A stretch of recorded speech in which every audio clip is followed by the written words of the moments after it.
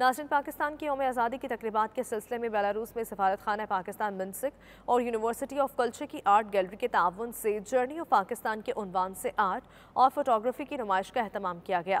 نمائش میں بنیادی طور پر پاکستان کے مشہور آرٹسٹ صادقین، جمی انجینئر اور حامد حسین کی سیاحتی پرکشش تصاویر رکھی گئیں۔ شاہد گھمن کی رپورٹ میں دیکھیے۔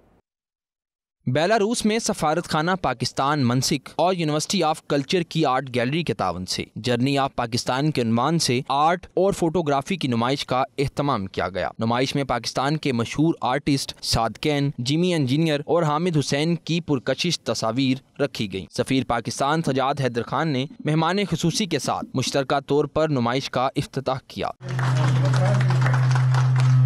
آرٹ گیلری کی ڈائریکٹر مرینا تاتریچ نے خطبہ استقبالیہ دیا اور university of culture and arts کی ریکٹر ڈاکٹر نتالیا کارچیوسکایا نے مہمان خصوصی کی حیثیت سے افتتاحی تقریر کی۔ پاکستان کے 75ویں یوم آزادی کے حوالے سے تقریب سے متعلق سفیر سجاد حیدر خان نے پاکستان کی غیر معمولی خوبصورتی، تنوع اور بھرپور تاریخ، ثقافت اور روایات کے غیر معمولی تغیر پر اظہار خیال کیا۔